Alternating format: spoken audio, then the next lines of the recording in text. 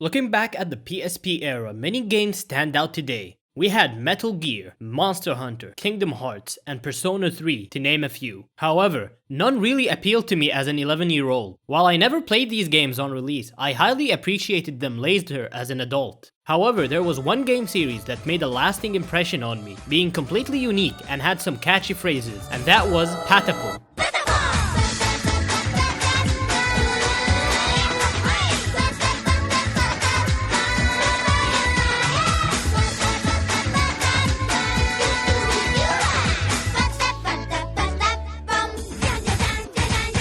Welcome to my video, I'm Gray and this is my retrospective on Patapon 1.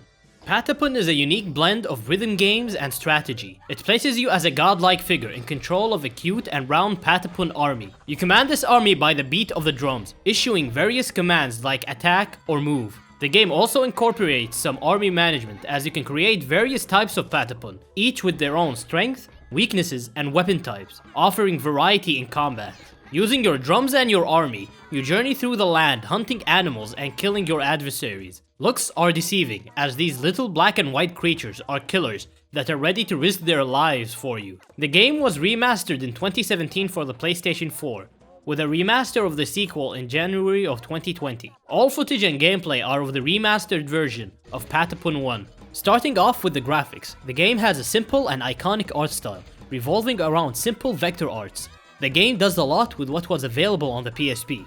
The simple art style gives a lot of expression for these simple creatures. You can easily tell when they're happy, angry, or even drunk. While there are 5 unit variations of the normal Patapon, each wielding a different weapon and one of them rides horses.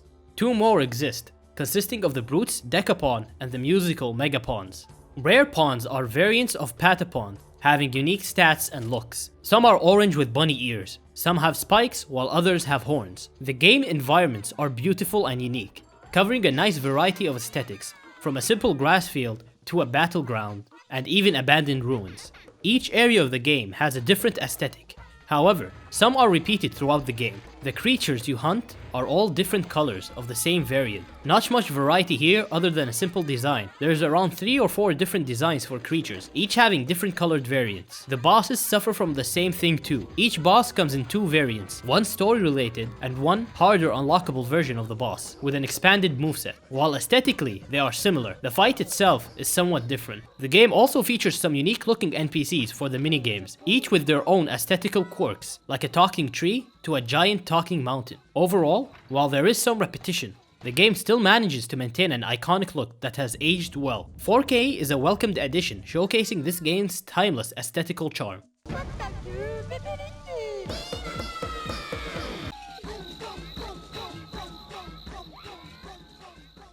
Heading on to sound. Being a rhythm game, sound should be the most important aspect, and here Patapon excels. The soundtrack is great, consisting of chants and war cries of the Patapon as they repeat over your commands. The celebration song they sing after a successful hunt is also great, hyping up the loot with a tribal feel to it. Your drum beats also change intensity if you hit in or out of time. Patapon will also respond differently depending if you hit the beats in or out of time too. Minigames also offer a catchy tune of their own that are all unique and quirky. Even missing a beat sounds good in this game, but nothing beats the sound Patapon make when they scream out, and the background music all shifts to intense rhythms depending on the area you're fighting in. Sound design is what made a lasting impression on me in this game. Every aspect of sound design in this game feel like it was designed to be etched into your brain, creating a never-ending earworm. Gameplay wise, the game is solid with a few quirks. The entire gameplay revolves around a 4-beat pattern. Using the buttons on the controller, you issue commands. Each button is a different drum. Square is Pata, circle is Pun, triangle is Chaka, while cross is Dun. Using these buttons, you can issue multiple commands.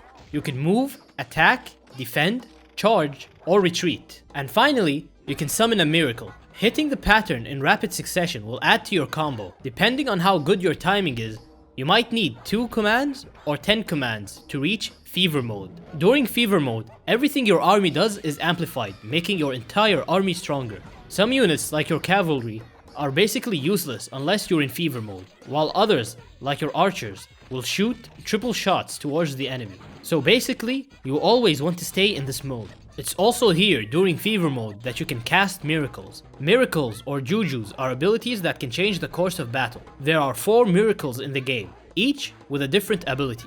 You can make it rain, change the direction of the wind to your favor, or create earthquakes that will stagger the enemy. Using a miracle will open up small rhythm minigames that will cost you your fever, so use them wisely. The combat is quite simple, however the trick is to maintain a rhythm while learning and avoiding boss patterns.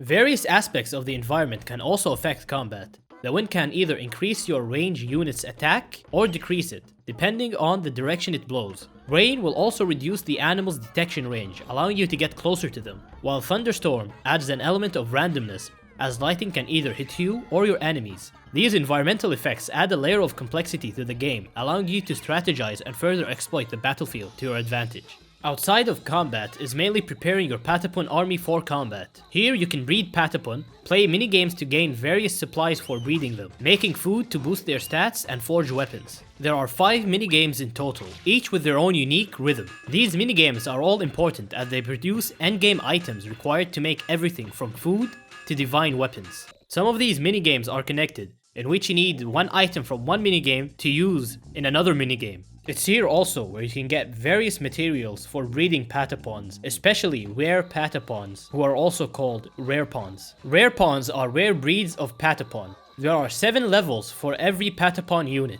Each unit requires 2 material to breed. Depending on the rarity of the materials, the resulting Patapon will be a rare pawn, having unique stats and physical traits. Some stats are good, like increased health and attack speed, while others might have some drawbacks attached to them, like decreased movement speed or vulnerability to fire. Similar types of rare pawns all have the same stats, so by using a guide you can easily assemble the army you want. Before heading into battle, you are prompted to assemble your army. Here, Patapons are grouped into units that contain at most 7 Patapon, wielding the same weapon. There are some exceptions to the rules though. You can't have more than 3 units, and each unit must be unique. So in essence, you can't have more than 7 of the same weapon-wielding Patapon. Each unit has its own strengths and weaknesses. Melee units can't hunt, and cavalry are useless outside of Fever Mode. Depending on the mission you're embarking on, the Patapon you choose can be the difference between a swift victory and a swift defeat. It's also here where you can eat stew that you made in the minigames to increase your stats, and it's also here that you can choose one of the 4 miracles I discussed. The combat in Patapon is quite simple, having only 5 commands, but it's all these extra layers that add depth, variety and complexity, making it more engaging than a typical strategy game, while also having you maintain a steady beat. Missions are split into 3 types: story, hunting and boss missions. Story missions are a one-time thing you do to progress the story.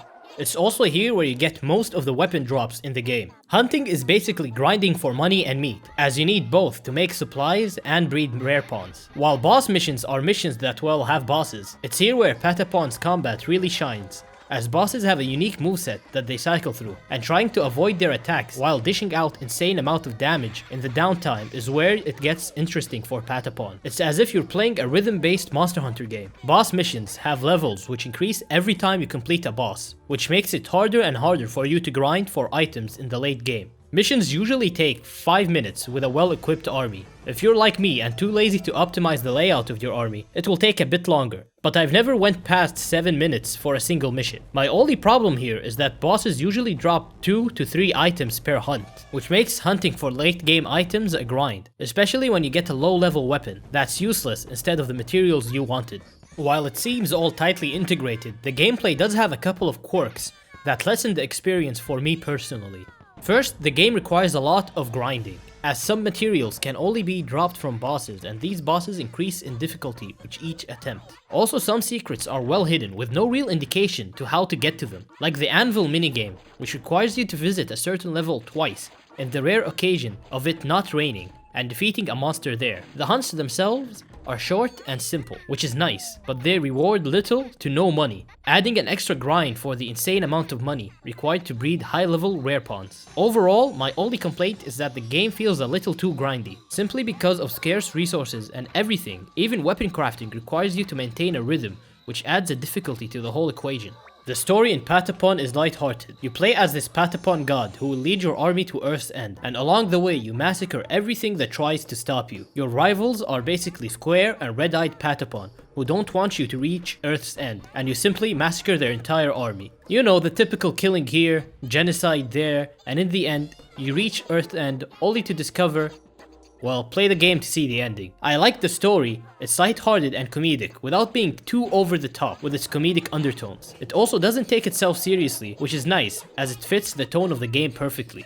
Overall, I believe that this game holds up great. Even after a decade later, I still find this game enjoyable. The art style is timeless, and the quirks and personality of the different Patapon only keeps growing with you as you play, while the sound design of the game is meticulous, having me discovering new things I've never noticed while playing on my old PSP and cheap headphones. The missions here are also well made. While some missions did frustrate me, they only lasted 6 to 7 minutes, and I never retried a mission more than twice. The bosses are where the game really shines in my opinion, as I found myself replaying some of them just for the fun of it instead of the grind. Knowing that Patapon 2 Remastered is out has discouraged me from grinding, as I know for a fact it improved multiple aspects of the game. However, Patapon 1 still holds up as a game in 2020 and will always have a special place in my heart. Overall, the game is a solid 8 out of 10. It's great, but the grind and the insanely hidden secrets that unlock essential minigames is what really hampers the experience for me.